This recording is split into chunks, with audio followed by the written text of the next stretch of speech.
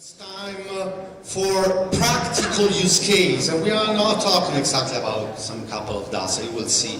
So, let me introduce a very interesting use case about Cern and how they use Pentaho and data management for their needs. So, give them and share a warm welcome to them and enjoy the floor.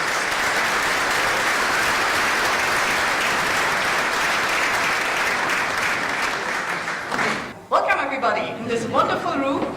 Thank you for coming, listening to us. We give you a presentation about a little physics, but much more data warehousing and business computing challenges at Cern. My name is Gabriele. Thiede. I'm responsible for Cern's reporting and monitoring service. And good morning also from my side. My name is Janke, and I'm responsible for the backend that Gabi's team is relying on.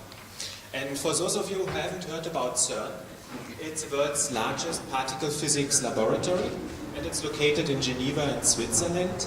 And here we study subatomic particles to get a better understanding of how our universe works. So, but particles, that's about physics. And as Cern is a physics laboratory, we are going to talk a little bit about them too. But first, I would like to tell you a few things about this place in Switzerland that perhaps you didn't know. So Cern was founded in 1954 with the aim to contribute to peaceful fundamental research and science just after the disaster of World War II. And our activities are now funded by 22 member and 8 associate member states. We have a budget of a bit over 1 billion Swiss francs. And there are more than 20,000 people collaborating here, and they represent more than 120 different nationalities. Cern is one of Europe's first joint ventures and brings together scientists and engineers from all over the world. We are in a worldwide collaboration with them, and our results of research and science are in fact available to everybody. We share them for the benefits of humankind. And there's almost, I think, from every continent we have people working at Cern. We have over 13,000 people coming from our 30 associate and also member states. And by the way, the biggest community at Cern is the Italian one. Buongiorno Italia! Founding member states, 1 out of 12, and still on board with over 2,700 nationals working at Cern. Italy contributes 10% to Cern's annual budget of 1 billion, as you have heard. Italy is also a strong commercial partner. Over 250 Italian companies work at Cern and provide services and articles to Cern. We have, like Jan said already, over 20,000 people working at Cern. And in fact, very few of them, almost 50%, are really employed by Cern. The other ones, they are either sent by the institutes to Cern and work there on a detachment for a longer or shorter period. And we have also roughly 5,000 contractor staff which are working at Cern. So, you're certainly curious to know what these people do at Cern. Yeah, not a big surprise. They're working obviously in research and science. But we have also 1/3 which are in fact working in engineering and techniques. And only a very tiny fraction, less than 4%, are really working in administration. So, Cern's mission is to run the world's biggest particle accelerator, the Large Hadron Collider. And the whole facility is housed in a tunnel about 27 kilometers long, 130 meters underground, straddling the border between France and Switzerland. Actually, it's more in France than in Switzerland. And the large installations you see here are where the two beams are brought together into collision and where our detectors are housed. Inside the accelerator, as I said, there are 2 particle beams which travel in opposite directions. And these particles, the protons, are grouped together in small bunches. So there's always a bunch of protons, and there's a gap, and there's a next bunch. And there are about 3,000 bunches all along the 27-kilometer ring. And these protons travel with nearly the speed of light, actually at 99.9999991% of the speed of light, to be precise, since precision is very important. So, And the bunches pass each other many million times per second. And to maximize the impact of proton collisions, these bunches near the collision points are squeezed together so that they're only a few centimeters long, and in diameter they represent only about 1/3 of a human hair. So a detector, which is everywhere where we have collision points, so four times around the accelerator, is where we actually capture the traces which are left by the particles that result from the collisions, and it's also the place where we try to detect potentially new particles that are being created. So there are so many protons and they go so fast that we have around 600 million collisions which occur every second in each of the 4 detectors. As you can imagine, the amount of data generated is quite big. It's about 2 petabytes. A petabyte is 1 millionth of gigabyte per second. And it's actually impossible to store so much data, but also we don't need so much data. We are looking for events which occur only very rarely, and we increase the likelihood of seeing those events by producing many collisions. And to filter out those that are actually interesting for us, we have a so-called trigger system or filtering system, which first works with electronics, so on hardware, and then only in a second step in software, and we select and keep only about 1 collision out of 1 million in average. So, thank you, Jan, for this insight in physics. Now let's talk about daily life at Cern. Cern is in fact like a little town with over 20,000 people working there. We are in fact organized like a small town. We have all the facilities that you would expect in a small town, like restaurants, banks, post office. We have also several hotels, and we run one of the biggest one in the region with more than 450 rooms on site. We have another one on the French side with 150. We have also our own doctor, we have a specialist fire brigade, we have an ambulance service which is run in collaboration with the Geneva University Hospital. We have of course a large library for all our scientists. We have also a huge on-site store with over 60,000 items, and we have our own kindergarten as well. So our internal transport and delivery services move more than 180,000 items per year, ranging from small things like envelopes to parts of particle detectors. And we are one of only a handful of locations that operate their own 400 kilovolt electrical installation with a capacity of 200 megawatt. We also have an international border which is kind of operated by a private company, because you can enter the Cern site from France and get out in Switzerland. And since our guards are employees of an external contractor, so it's actually not the police of either France or Switzerland which controls who's getting in or out.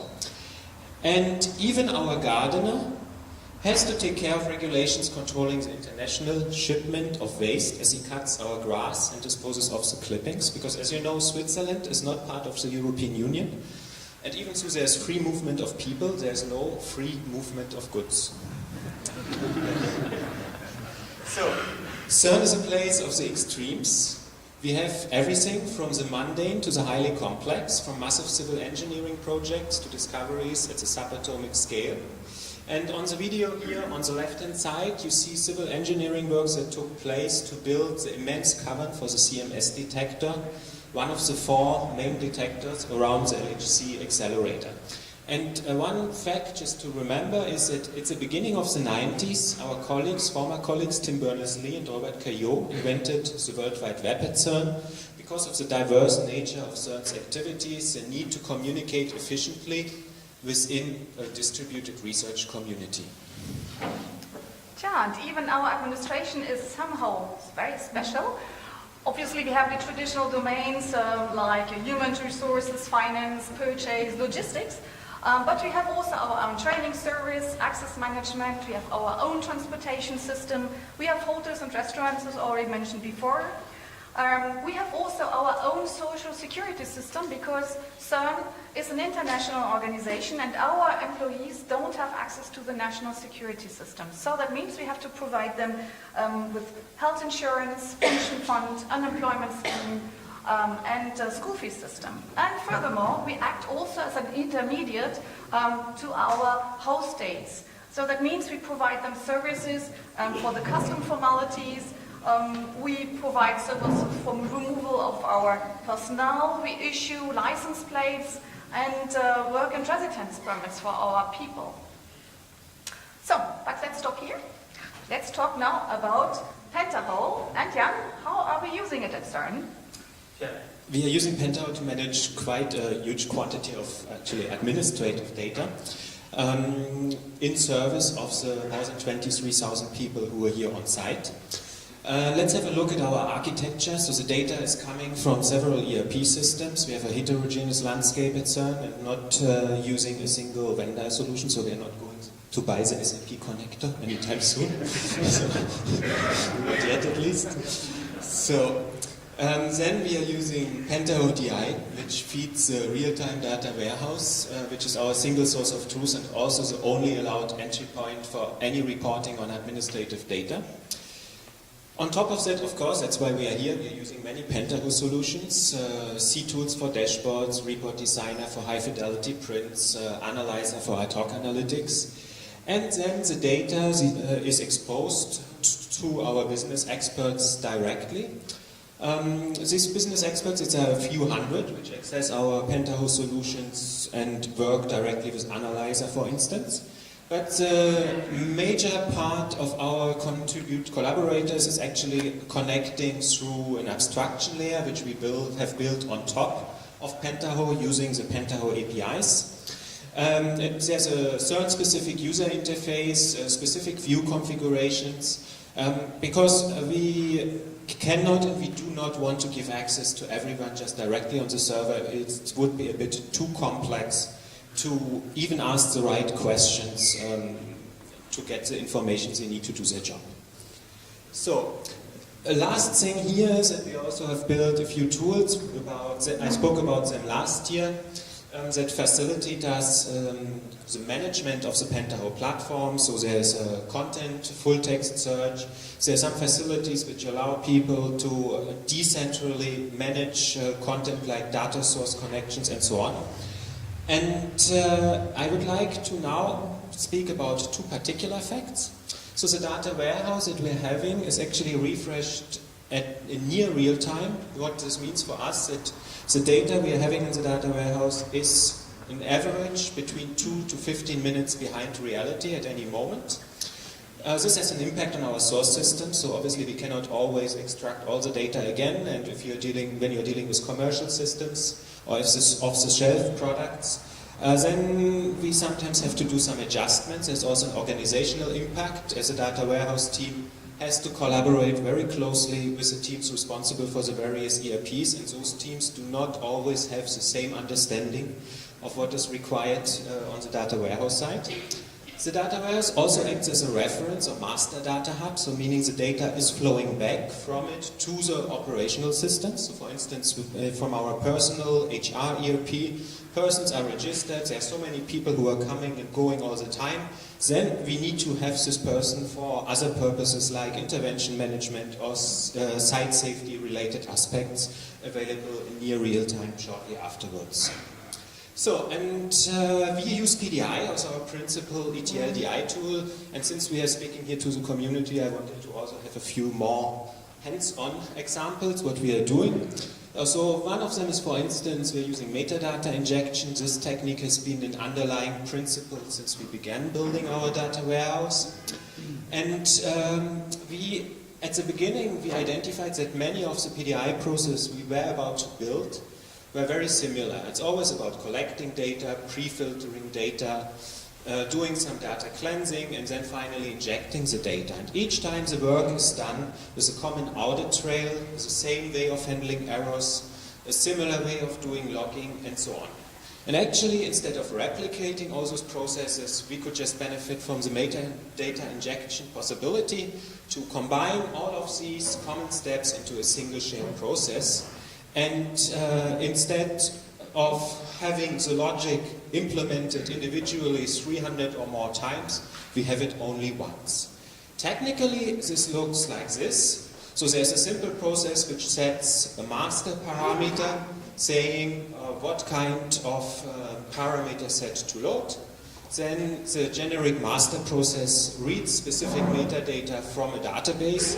This is, for instance, which keys to use, what kind of dates to use, how to compare the data. And then finally there's a metadata injection step which references a common general purpose transformation which does the job. And the key business advantage here is that we have common logging, auditing, error tracing generically done all over the place. So, central to our business analytics platform are our key business facts about how our organization works. Using Pentaho PDI, we collect and prepare facts about financial transactions, for instance, purchase orders, supply and services contracts. Then we combine this data with details about personnel and their career, like employment contracts, job openings, training courses. And finally, we add then structural information to aggregate and visualize this data. And we use several dimensions, which come mainly also from organizational structure, cost center structure, in which is a bit more exotic is we use also experiments and institutes. On top of this data, we provide then tools to end users to query, combine, and present these facts. We have forms of lists, pivot tables, or whenever necessary also pixel-perfect reports. The key differentiator of this platform is that it's not only a snapshot collected every 24 hours, but as Jan explained, we have a fully date-tracked data model, which means we can do time traveling, which I will explain you later on what it is, and we can also look how the data changed across the time. So our business experts, or a few hundreds out of those 23,000 that we have at Cern, access Pentaho directly, and they are mainly relying on the ad hoc reporting functionalities which are provided by Analyzer.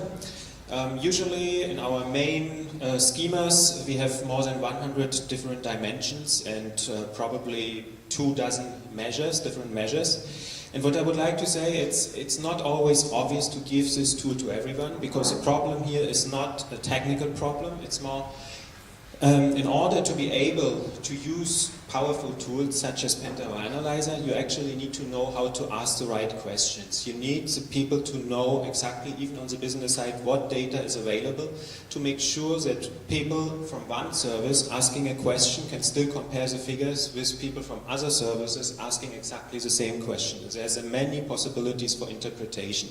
So since it's quite hard, even though there comes a lot of power with Pentaho Analyzer, we also had to build our own abstraction layer on top. And after Gabi speaks about what we do in terms of high fidelity print reporting, I will come back to that.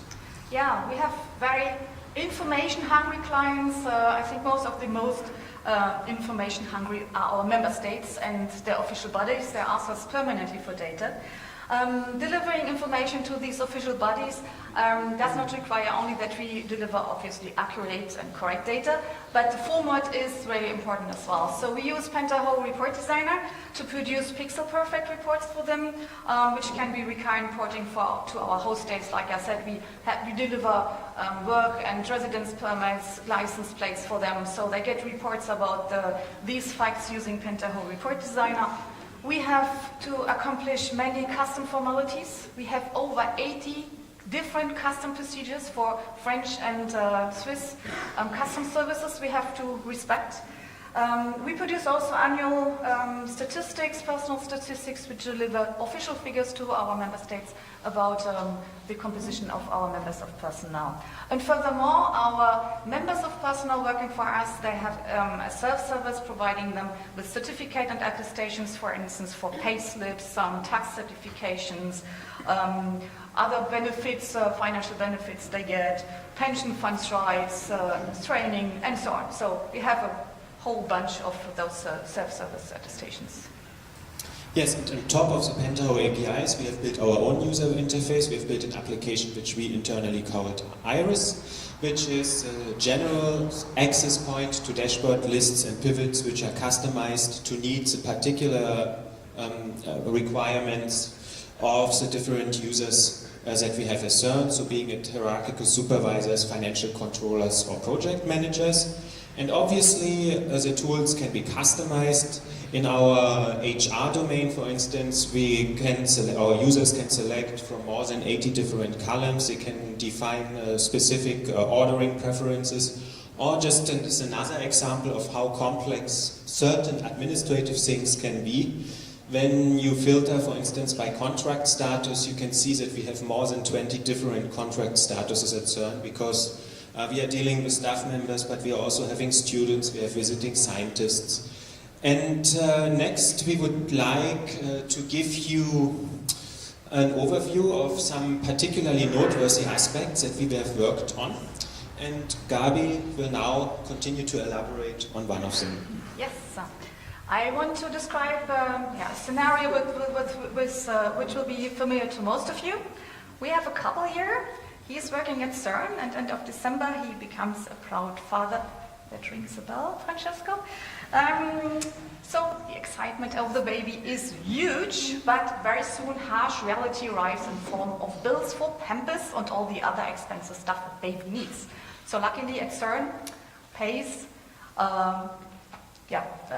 child allowance for parents, to new parents. So our father wakes up 2 weeks after the happy event and declares, comes to Cern, declares the birth of the child. Let's have a look what happens in our database. We register the birth of the child at the date it was declared. Let's say it's beginning of January. And this opens then the right to child allowance starting as of December the year before. I think. Yes. So, our daddy is very happy. However, for our annual statistics, which are run on the end of the year, the situation is not very clear. And because we take a picture of the situation on the 31st of December, and so depending on the moment when we run these statistics, we will get different results. If we run them before the 10th of January, we will get as a result, no daddy gets family allowance or child allowance. If we run them after the 10th, we will count our dad because he has declared it as the 10th. So this is obviously not very good for our reporting. We call this, in fact, the dilemma of the unstable past. In general, our situation and database does not correspond to the reality. We are always some days, months, weeks behind. Retroactive changes we have here, in fact, are not really exceptional. They are normal. They are the rule.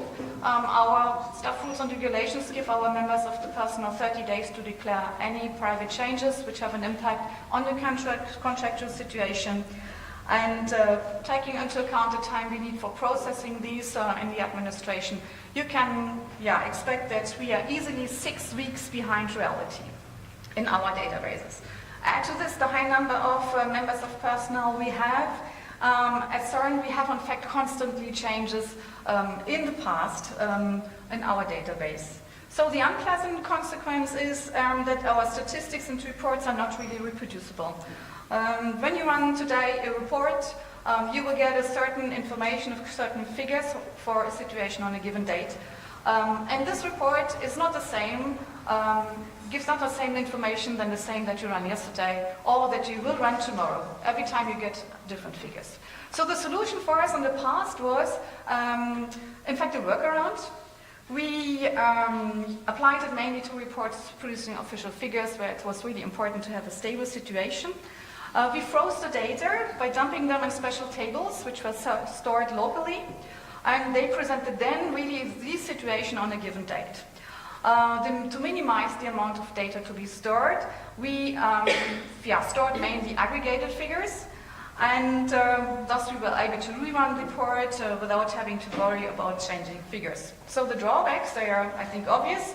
Retrospective modifications, for instance, adding other information were not possible. We were limited really to the frozen data, and you couldn't neither carry out any other analyses on this data. So digging deeper, finding coherences, correlations were just not possible.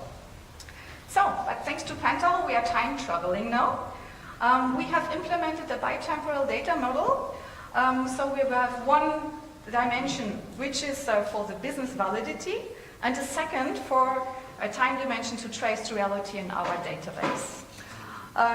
So we have many advantages having this solution, and especially for our reporting activities.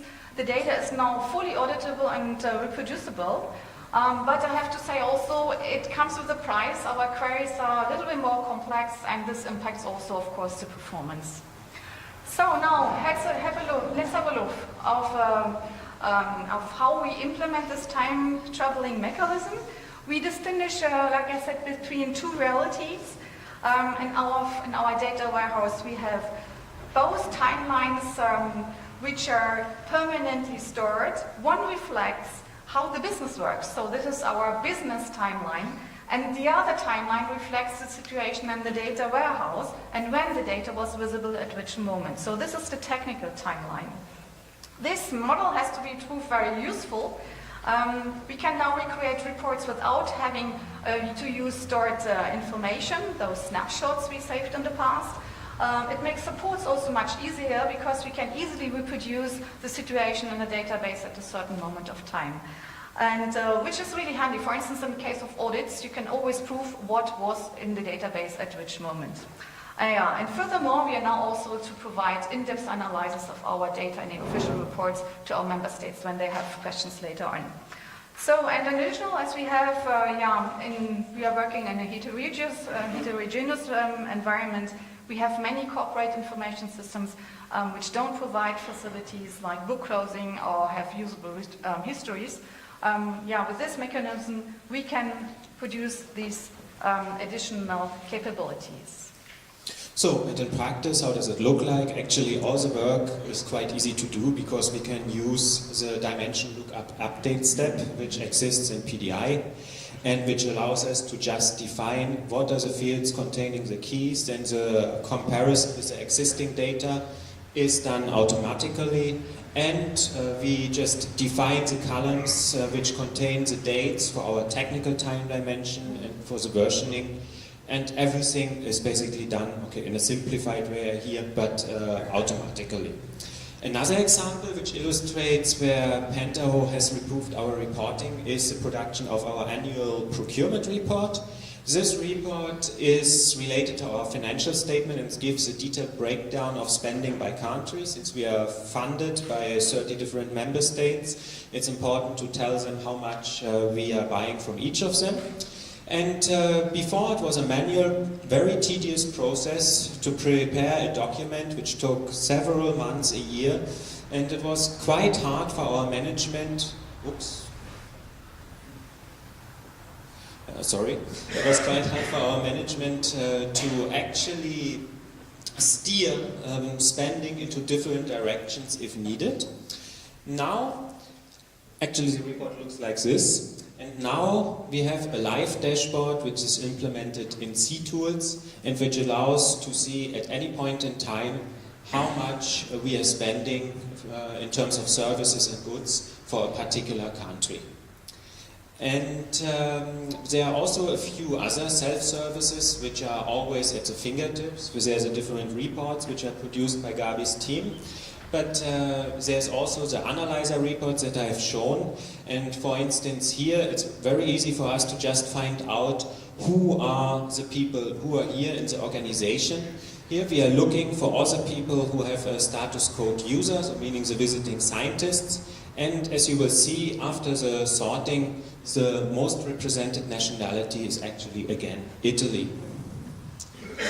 So our journey is not finished, so the last 3 minutes, we have a look of what we plan to do next. So first of all, we have a lot of data, and now we need to do something with the data. And we are working together with university researchers to develop automatic classification and scoring algorithms, especially to support the decision making for our workflow systems, so that we can, for instance, replace manual check steps. Furthermore, we are also looking at time machine learning tools into our project management tools in order to model and then to predict the performance of a project, and then these models are being overlaid into our dashboards, and we will be able to compare the actuals and the expected spending profiles, for instance. And Gabi will now talk about one particular challenge that we are facing. Yes, we have still 3 minutes. Challenge. Cloud computing. Pedro mentioned it already. We have also at Cern cloud computing. Not all the systems we are using come with a local database. We have also now cloud solutions, in particular for the recruitment.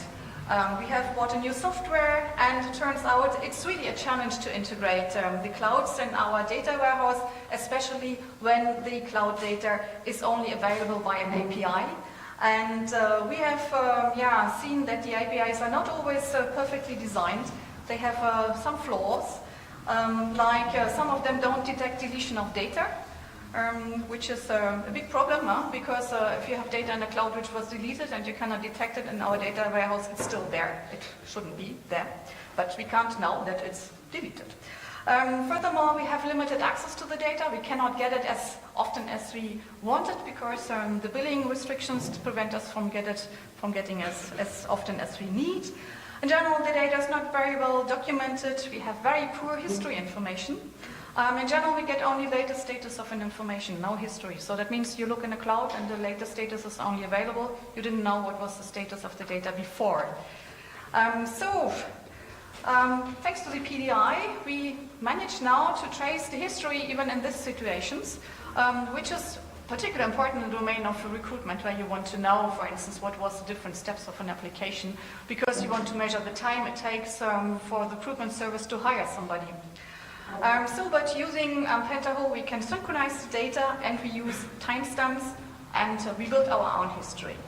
However, we have problems when this history gets interrupted. That can happen. You have a problem with the synchronization of data. Then the latest status which you get before the interruption seems to be really far away from what you get when the synchronization process runs again. And then we have to reconstruct, in fact, the missing data between both statuses, and this turns out really for us to be important because we need all the statuses of an application, for instance, and we would like to reconstruct the data. And this is, I think, a challenge for us, maybe also for you, and we would be happy if you could share with us our experience, if you have any in this domain, how to reconstruct missing data due, let's say, to data gaps. So, yeah, let's do this on the break, because we don't have any time. Francesco is very impatient. Thank you for listening to us. We hope it was interesting. Yes, thank you. And remember, at Cern, the infinitely large, our universe, meets the infinitely small, the particles. And of course, don't forget that Cern we use Pentaho to process our business data.